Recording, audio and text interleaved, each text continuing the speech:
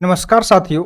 Bihar home guard भर्ती 2025 को लेकर जल्द ही आधिकारिक अधिसूचना जारी की जाएगी। इस भर्ती के लिए योग्य उम्मीदवार ऑनलाइन आवेदन कर सकेंगे। जो भी अभ्यर्थी इस भर्ती में शामिल होना चाहते हैं वे अंतिम तिथि से पहले आवेदन प्रक्रिया पूरी कर सकते हैं। आवेदन के लिए आधिकारिक वेबसाइट पर जाकर फॉर्म भरना होगा। तो आज के इस वीडियो में हम आपको डिटेल में बताने वाले हैं इस वैकेंसी के बारे में और इसकी एलिजिबिलिटी क्राइटेरिया क्या होगी, सिलेक्शन प्रोसेस क्या होगा, इसमें कौन कौन से डॉक्यूमेंट रिक्वायर्ड होंगे, उसके रिगार्डिंग हम बात करेंगे। तो चलिए वीडियो शुरू करते हैं। जल्दी से लाइक कर दीजिए और चैनल पर नए हैं तो जल्दी से चैनल को सब्सक्राइब कर लीजिए। तो सबसे पहले हम बात करने वाले हैं महत्वपूर्ण तिथियां यानी कि इंपोर्टेंट डेट्स के बारे में जो संभावित है। ठीक है, यानी कि एक्सपेक्टेड डेट के बारे में अगर हम बात करें, यहाँ पे हम देखेंगे अधिसूचना जारी होने की तिथि, यानी कि कब तक जो अधिसूचना है वो जारी होने की तिथि। तो मार्च में ही इसकी अधिसूचना जारी की जाएगी 2025 में, यानी कि ये जो महीना चल रहा है इसमें ही इसकी अधिसूचना जारी करने की संभावना है। ऑनलाइन आवेदन शुरू होने की तिथि की बात करें तो जैसे ही अधिसूचना जारी की जाएगी उसके बाद से अप्लाई होना शुरू हो सकता है। तो इसका भी एक्सपेक्टेड डेट की अगर हम बात करें तो मार्च 2025 का जो लास्ट वीक है, अंतिम सप्ताह, उसको सपोज कर सकते हैं। ठीक है, आवेदन की अंतिम तिथि की अगर हम बात करें तो लगभग 1 महीने का समय मिलता है किसी भी फॉर्म को अप्लाई करने के लिए। तो इसमें मान लीजिए कि अप्रैल तक आपको समय मिल सकता है, यानी कि 1 महीने के अंदर आप फॉर्म अप्लाई कर लीजिएगा। और शारीरिक परीक्षा की शुरुआत की बात करें तो ये 1 अप्रैल 2025 से शुरू होगा। कब होगा? तो 1 अप्रैल 2025 से शुरू हो सकता है। तो ये जो भी यहाँ पे डेट्स बताए गए हैं ये संभावित है, यानी कि एक्सपेक्टेड है, श्योर नहीं है। अब हम बात करते हैं चयन प्रक्रिया के बारे में। इसका चयन प्रक्रिया क्या है? तो इस भर्ती में उम्मीदवारों का चयन कई चरणों में किया जाएगा, जिसमें मुख्य रूप से शारीरिक परीक्षा, मेडिकल परीक्षण और दस्तावेज सत्यापन शामिल होंगे। चयन प्रक्रिया यहाँ पे नीचे दिया गया है, तो चलिए इसको समझते हैं कि किस तरह से चयन प्रक्रिया होगा। तो नंबर 1 की अगर हम बात करें तो शारीरिक दक्षता परीक्षा, जिसको हम लोग बोलते हैं पीईटी और पीएसटी। इसमें दौड़, लंबी कूद और गोला फेंक जैसी गतिविधियां शामिल होगी। तो ये सारी जो एक्टिविटीज हैं जो शारीरिक दक्षता परीक्षा में करवाई जाएंगी।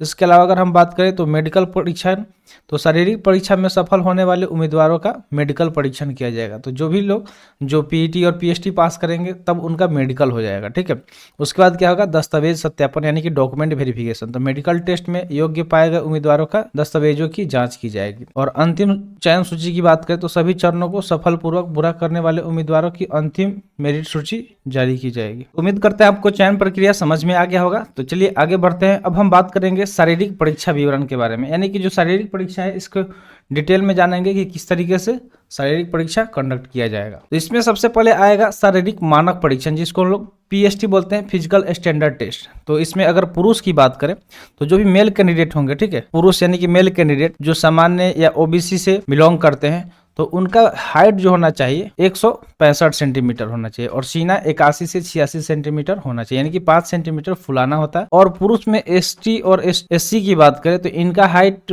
162 सेंटीमीटर होना चाहिए और सीना है 79 से 84 सेंटीमीटर होना चाहिए। और वही महिला कैंडिडेट की बात करें, फीमेल कैंडिडेट यानी कि महिला उम्मीदवार की, तो ऊंचाई यानी कि इनका जो हाइट है 155 सेंटीमीटर होना चाहिए और जो चेस्ट मेजरमेंट है वो लेडीज का नहीं होता है। तो इस चीज को ध्यान में रखना है। ठीक है, अब हम बात करते हैं शारीरिक दक्षता परीक्षा, यानी कि फिजिकल इफिशियंसी टेस्ट इसको बोलते हैं। तो इसमें दौड़ कंडक्ट कराया जाएगा। ठीक है, रनिंग होगा। तो पुरुष का जो रनिंग होगा इसमें आपको क्या करना होता है, 6 मिनट के अंदर 1600 मीटर। ठीक है, जो 1600 मीटर है उसका रेस कंप्लीट करना होता है कितने टाइम में? तो 6 मिनट के अंदर पुरुषों के द्वारा। और महिला की बात करें तो महिलाओं को 1 किलोमीटर 5 मिनट में दूरी तय करना होता है। कितना करना होता है? 1 किलोमीटर यानी कि 1000 मीटर इसको बोलेंगे। 1000 मीटर का जो रेस है वो कंप्लीट करना होगा कितने देर में? तो मात्र 5 मिनट आपको समय मिलेगा। ठीक है, और लंबी कूद की बात करें जिसको हम लोग क्या बोलते हैं? Long jump. ठीक है, क्या बोलते हैं? Long jump. तो लॉन्ग जंप भी इसमें होता है। लॉन्ग जंप में क्या होगा? तो लॉन्ग जंप की बात करें तो इसमें पुरुष को 12 फीट तक जंप करना होगा और जो महिला होंगी उनको 9 फीट जंप करना होगा। तो लॉन्ग जंप का भी प्रैक्टिस आपको करना होगा, तब जाके आप लॉन्ग जंप को क्लियर कर पाइएगा, जिसके लिए रेगुलर बेसिस पे आपको प्रैक्टिस करना होगा। चलिए आगे बढ़ते हैं। अब हम बात करेंगे योग्यता यानी कि एलिजिबिलिटी और आयु सीमा का। ठीक है, तो एलिजिबिलिटी और आयु सीमा की अगर हम बात करें तो सबसे पहले हम लोग बात करेंगे शैक्षणिक योग्यता के बारे में। तो इस भर्ती के लिए जो आवश्यक शैक्षणिक योग्यता है उसके संबंध में अभी तक कोई आधिकारिक घोषणा नहीं की गई, यानी कि ऑफिशियल कोई भी अनाउंसमेंट नहीं किया गया है, लेकिन संभावना है कि 10वीं या 12वीं पास उम्मीदवार आवेदन कर सकेंगे। तो इसके लिए 10वीं या 12वीं होना कंपलसरी होगा। तो इसके लिए जैसे ही ऑफिशियल नोटिफिकेशन आएगा आपको वीडियो के माध्यम से जरूर बताया जाएगा। अब हम लोग बात कर लेते हैं आयु सीमा। तो आयु सीमा न्यूनतम अगर हम बात करें यानी कि मिनिमम एज क्या होना चाहिए, तो जो मिनिमम एज होगा वो 19 वर्ष होगा। कितना होगा? 19 वर्ष होगा। और मैक्सिमम की बात करें तो ये 40 वर्ष होगा। कितना होगा? 40 वर्ष होगा। तो ये आपको एक एज लिमिट का लगभग बता दिया गया। अब हम बात करेंगे इंपॉर्टेंट डॉक्यूमेंट के बारे में। तो चलिए इंपॉर्टेंट डॉक्यूमेंट के बारे में भी हम लोग डिस्कस कर लेते हैं कि कौन कौन से डॉक्यूमेंट है जिसका रिक्वायरमेंट होगा। तो ऑनलाइन आवेदन करने से पहले आवेदक को जो यहाँ पे दस्तावेज दिए गए हैं नीचे, इनको तैयार रखना होगा। तो सबसे पहले तो ज़्यादा आज के डेट में सबसे इंपॉर्टेंट क्या होता है, आधार कार्ड। तो आपको आधार कार्ड रखना है। उसके अलावा जो भी आपका एजुकेशनल डॉक्यूमेंट होगा, ठीक है, वो रखना होगा, यानी कि 10th और 12th का डॉक्यूमेंट रखना होगा। उसके अलावा आपके पास यदि जाति प्रमाण पत्र होना चाहिए। ये किसके लिए होगा, तो जो रिजर्व कैंडिडेट होंगे उनके लिए जाति प्रमाण पत्र देना होगा, ठीक है। और निवास प्रमाण पत्र सबके लिए होगा, ठीक है, सबके लिए निवास प्रमाण पत्र होगा, ताकि पता चल पाए कि वो किस स्टेट का कैंडिडेट है। पासपोर्ट साइज फोटो की अगर हम बात करें तो ये भी रखना होगा। इसके अलावा एक एक्टिव मोबाइल नंबर होना चाहिए जिसपे OTP वेरिफिकेशन होता है, ठीक है। OTP वेरीफाई करने के लिए आपके पास एक एक्टिव मोबाइल नंबर होना चाहिए और एक ईमेल आईडी, ठीक है। तो ईमेल आईडी आपके पास नहीं होगा तो ईमेल आईडी बना लीजिएगा, क्योंकि ईमेल आईडी सबको जरूरत होता है। और सारे एग्जाम में लगभग ईमेल आईडी, खुद का ईमेल आईडी दीजिएगा, तभी जाके आपको अपडेट मेल पे मिलेगा। अब हम बात कर लेते हैं ऑनलाइन आवेदन प्रक्रिया के बारे में कि किस तरीके से आप ऑनलाइन कर सकते हैं। तो यहाँ पे जो ऑफिशियल वेबसाइट दिया गया है इस पे आप विजिट कीजिएगा, और जैसे इसको विजिट कीजिएगा तो वहाँ पे आपको एक होमगार्ड भर्ती सेक्शन मिलेगा, वहाँ पे आपको क्लिक करना होगा। उसके बाद अप्लाई ऑनलाइन लिंक पर जाके क्लिक करेंगे। जैसे ही आप उस पर क्लिक करेंगे तो रजिस्ट्रेशन फॉर्म आपके सामने आ जाएगा। उसमें जो भी चीज़ें पूछा जाएगा, जैसे कि आपका पर्सनल डिटेल होता है, एजुकेशनल डिटेल होता है, वो सब फिल करना होगा, ठीक है।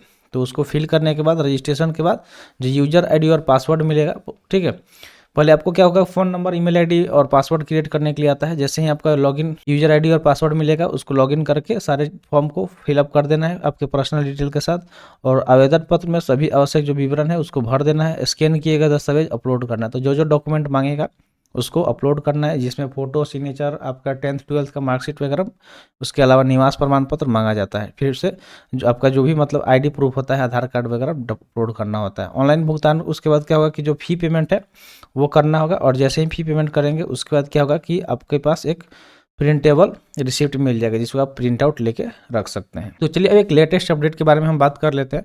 तो लेटेस्ट अपडेट क्या आया है कि अभी तक केवल जो शारीरिक परीक्षा के टेंडर नोटिस जारी किए गए, ठीक है। तो जो इसके जो फिजिकल एग्जाम होंगे उसका टेंडर का नोटिस जारी किया गया है, लेकिन ऑनलाइन आवेदन प्रक्रिया और परीक्षा केंद्रों की सूची जल्द ही प्रकाशित की जाएगी। उम्मीदवारों को सलाह दी जाती है कि वे आधिकारिक वेबसाइट पर नज़र बनाए रखें। तो जो भी स्टूडेंट है, कैंडिडेट है, यहाँ पे जो ऑफिशियल वेबसाइट दिया गया है इस पर रेगुलर विजिट करते रहिएगा, ठीक है। रेगुलर विजिट करके चेक करते रहिएगा, ठीक है, जिससे आपको इसका रेगुलर लेटेस्ट अपडेट पता चल जाएगा।